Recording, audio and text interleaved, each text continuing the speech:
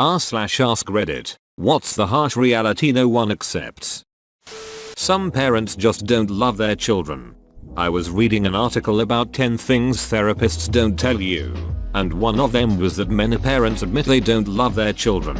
This one scares me. Edit. Found the article. Not the most scientific. https://bestlafionline.com therapist secrets as to why it scares me. When my son was born, he was more a stranger in my house and it was not a love at first sight. I was happy to some extent but never felt like you see in movies. I talked with therapists and be reading about it here and there. Not uncommon for dads to have to work on bonding with newborns. Son is now 10 months and much improved on bonding.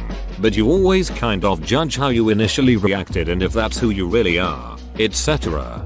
It would help if people actually gave a thought into having kids and didn't just have them because it's what you're supposed to do. Beauty matters in how people treat people. Going from a skinny guy my whole life to becoming a chubby guy in about a year has really shocked me how people treat me differently. How do they treat you as chubby compared to skinny? You don't always keep the good friends you meet, but that doesn't mean you can't make more later on down the road. Edit. Thanks for my very first platinum, gold and the silver. You guys are awesome. From the BoJack Horseman finale, and something I've realized and made peace with. I think there are people that help you become the person that you end up being, and you can be grateful for them, even if they were never meant to be in your life forever. Alexa, play Mr. Blue. Some people just can't be saved. You could give them every benefit in the world and they still could choose to throw it all away and you can't do anything about it. This is a tough lesson to learn. People have to want to change. Nothing you can do can make people change if they are resistant to it. Edit. Thank you so much for these awards, kind strangers. Very few people truly accept their mortality, and most of the time when it truly sinks in, people get scared and want to avoid it. Shit keeps me up at night sometimes with a dread swelling in my stomach. Edit. And just like that my fears have become my most upvoted post. This world. I feel mine in my heart. Mistakes do define you. The little ones don't. But if you make a big mistake, it will alter your life to an extent. Saying that they don't matter is a lie that will prevent you from diagnosing life problems later down the line. This is something I wrestle with a lot in terms of my recovery from alcoholism. I quit young, at 24, and have been sober 7 years without relapse. Despite that accomplishment, I have alcoholic neuropathy, nerve damage, that will never go away no matter how long I'm sober. This is a wonderful accomplishment though. Quitting is so hard, even if you have every reason to. You chose life. First impressions are a very ducking big deal. They can be. My partner is on the road a lot for his job. This particular week he was away with one of the big bosses of the company. Everyone in the office knew the big boss was traveling with my partner in the car. My partner got a call from a customer and had to ring the office to finalize the sale all via the car kit. Office guy picks up the phone. Yeah, what do you want? In a super uninterested and gruff voice. Needless to say he left a lasting impression. Seems like it's not that important, but in a workplace that kind of thing stands out. I worked at a pretty small retail chain in Australia that was doing very well overseas. Every now and then, big boss from overseas flies over to check up on how things were going. All I've ever heard is beachy things about this woman. Anyway, one unassuming day, this lady walks right up to the counter, and within 10 seconds I say, "Hi, how are you going today?" with a smile. This lady kind of awkwardly laughs and my store manager laughs hysterically and is like, "OMG, that's Nicole. Haha, you goof. How rude, you assumed she was a customer." And Nicole just looked to my manager politely and said, "Well, actually, you should assume everyone is a customer and treat them in that exact way." That was perfect. This was my first job and I was totally embarrassed, but it was flipped and I realized that that interaction actually looked great for me, and I immediately impressed the big boss. Stupid of my manager to try and humiliate me. Money and good looks matter. And if you don't have enough good looks, just add money. And if you have neither, get drunk until you don't care anymore. Hard work doesn't always pay off.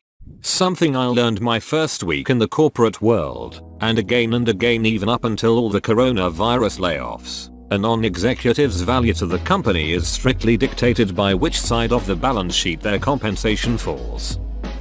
Pain is inescapable. Not even acknowledging that pain is inevitable and preparing for it ahead of time can lessen it. You will be taken by surprise. You will be hurt. You will not enjoy it. You will not be able to numb it. And there is nothing you can do except take it on the chin. Edit. I guess I should add. It's true you can prepare yourself to experience certain kinds of pain and lessen its impact. But when I said this, I meant that eventually something was going to come up that you never prepared for and caused pain anyway. Just didn't do a good job of making that clear. Sorry. Oh, and yes, pain can also bring about growth. I don't disagree with that at all. I am reminded of an iconic quote from Robert Heinlein's Stranger in a Strange Land, and I paraphrase, I have discovered why humans laugh. Not because there is a levity, but because there is a wrongness. Humans laugh because something is wrong. I see ye laugh, what is wrong here? Some people just don't get a happy ending. Some people never find happiness or satisfaction. People tell you that there is light at the end of the tunnel, but for some people there isn't. They never get to see any light. Just darkness. Yep, I once lived with someone like that. She was in her 70s 80s and I rented a room in her house for a few months. She was truly miserable. She told me about how she grew up in Turkey with an absent father and abusive alcoholic mother. She told me how she escaped her overbearing family by marrying an Indian diplomat. Then how her husband abused her for years. She was missing teeth because of it. Then when her family moved to Canada, how she worked for years for her husband and kids with no thanks. By the time I moved in with her, she was all alone, living in low-income housing, yelling at her kids on the phone once a week about how they are terrible children who never visit, and ranting to me about how terrible her life had been and how many regrets she had. She was an awful person to be around, but it was clear she had lived a life full of suffering. A parrot can't say anything they haven't heard. Sometimes people who have only lived through malice and hate can't understand or reciprocate love. It's really difficult to do something that no one has shown you before. It's much easier to stick with what you know. That I don't care that you broke your elbow. Or duck. I can't believe you've done this. Context for those who are not familiar with the meme. Not everyone is going to like you, no matter how hard you try. Do I need to be liked? Absolutely not. I like to be liked. I enjoy being liked. I have to be liked. But it's not like this compulsive need to be liked, like my need to be praised.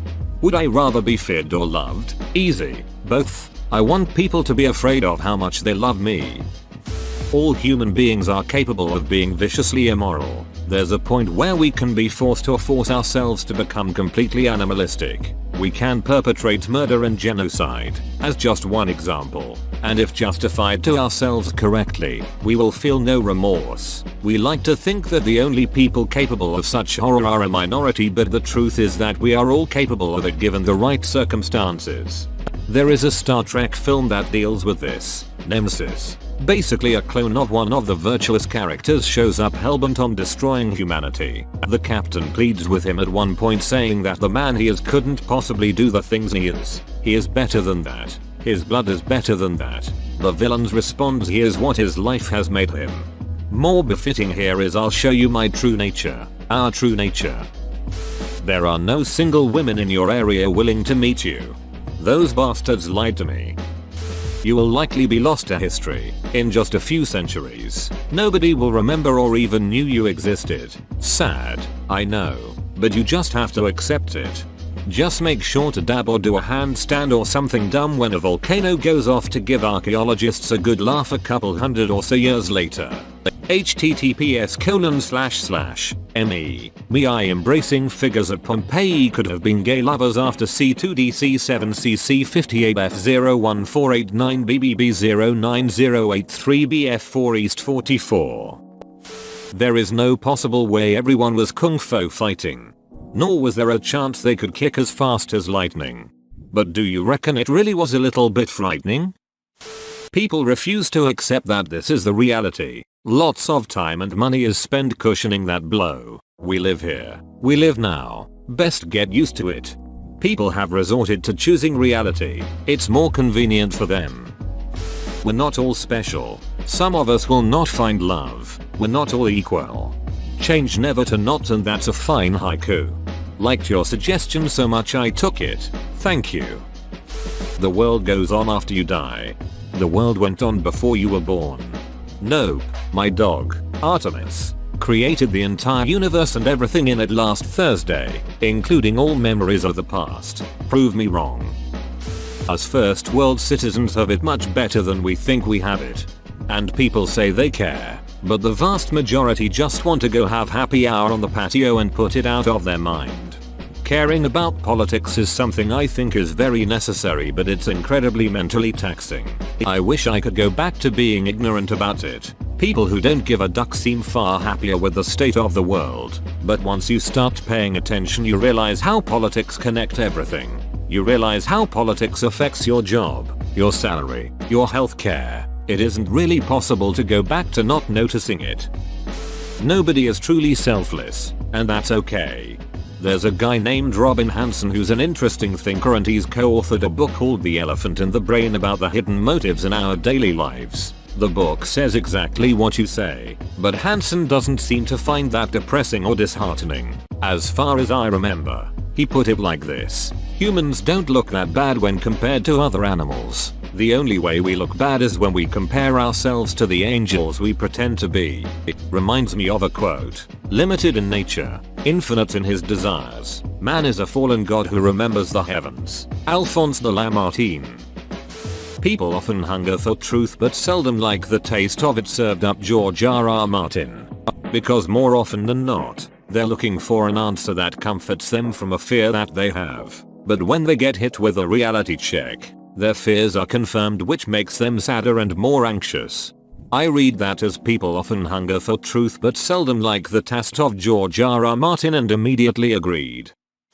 If Shrek 5 happens, it's going to be a shitty cash grab and Shrek is probably going to do the floss. Please don't say things like this. I don't want to think about it. This is a harsh reality I can't accept. That it's more likely to succeed if born rich than if you born talented. Edit. Here is the source. As someone who grew up wealthy and was supported by parents until age 20, I have to agree with this. Of course people work hard to get to where they are, but having a safety net helps, as does early advantages like being in extracurriculars, good schools, etc. Growing up with a single mother who took saltines to work for lunch because that's all she could afford really puts a lot of stress on you, knowing that if you fail you absolutely do not have a safety net. People really underestimate the difficulties of stress. Not trying to throw a pity party, BTW. The point you made is good. I'm glad you can acknowledge that. The problem is the people who can't. Very late, but sometimes you are the problem in a relationship, and if people keep on leaving you, it may well be your fault, even if you don't feel like it is. Edit. I'm so glad my first ever award and my highest upvoted comment is about something not totally ridiculous. Thanks guys. Yes, a lot of yes. People fantasize about finding the one, but a relationship is 50% finding the right person, and 50% being the right person. I don't know who most of you are, and it'll be like that forever. Therefore there will always be someone who doesn't care about you whatsoever. Most people will be completely forgotten within the next 100-200 years. No conscious thought about them. No mention of their name ever again. For eternity. It's kind of freeing to think about that, because it means it really doesn't matter that much what you do. No one is paying that much attention to you. And all the shit you worry so much about is just temporary. Sometimes you must accept the truth that there always will be idiots who will duck it up for rest of us. And sometimes that idiot will be you. Pandemics last years, not weeks or months. To add on to this, flattening the curve wasn't about reducing the total number of infection cases, it was to slow down the rate and distribute it out over a longer period of time. The current precautions we're taking are to allow hospitals to not be overwhelmed with many cases at once, not to completely prevent us from catching the virus. You're the bad guy in someone's story, so many of your enemies will never admit to doing anything wrong. But the thing is, neither will you in some situations. People justify their own behavior to themselves. That's why so many people can't apologize and double down on the shitty things they do. People can just simply fall out of love with you for no reason. You fretting about whether it's you or something else, or the investment is basically you giving them the reasons to strengthen the reason why they stopped loving you, when they could very much not have a reason at all. Feelings and priorities can change. More people need to understand the difference between lust and love. Lots of young people think they love their so, but it's really just lust. It takes hard emotions sometimes to figure out who you truly love. Like how some people don't become religious until someone they truly cared about dies. A friend of mine did something really dumb once and ended up in the hospital for 2 days. When he finally woke up, to his surprise his girlfriend was there, and was the only one there. Turns out she knew something was up when he wasn't answering the phone. She found him at his apartment and called 911, and took off work for the next 2 days to stay with him in the hospital until he woke up. As you can imagine, the emotions of hearing that in person hit him hard, and that's when he found out how much he loved her. It's like how people become best friends after surviving something very difficult together. Yet most people today never get close to death, and people are simply friends because they were neighbors. Perhaps people like to be lied to, they don't like finding out they've been lied to. Pikachu is a slave, which is crazy to me. If united, the Pokemon could easily kill every single human on Earth. There's a group of people out there in the world that would be very happy to see you every day and love you and accept you for exactly who you are. You'll probably just never meet them. No one but you and your loved ones gives a shit about your problems, and no one is obligated to give a shit about them. Hell, I don't give a shit about my own problems. That seems to help. That it's really not butter. The male G-spot is in the anus. You can't be anything you want to be. I really hate people who says money doesn't make you happy. Well, that ducking depends. Have you been so poor that you had to choose which days you ate food and not, so you could pay rent or utilize and not end up on the street? I have both had and not had money. Seeing that the period when money was really tight, more like non-existent, only brought me down to a level of constant suicide thoughts and some half-assed attempts. I very much prefer having money like I do now. It has made me be a lot happier overall. Not everyone will turn out to be a superstar or super successful in their lives. Beauty and money matter a lot. The world is nicer to rich and beautiful people. We all benefit, in one way or another, from others who are oppressed. Your government does not have your best interest at heart. At any time a giant space rock could come duck our shit up. Life goes on. No one is as important as they think they are. There is no meaning of life. Rather, you make your own meaning. We're all going to be forgotten someday, even the most famous of us. So just do what makes you happy and feel fulfilled. This question is catnip for the antisocial edgelord teens of Reddit. Not everyone finds love. This thread is filled with harsh realities that most people do accept. Britney Spears is a slave to the music industry, and so are most popular singers. Whoa, you made it to the end? You're a ducking beast. I'll cut you a deal. Smash like and subscribe for more curated content, bruh. It's free and that's a great price.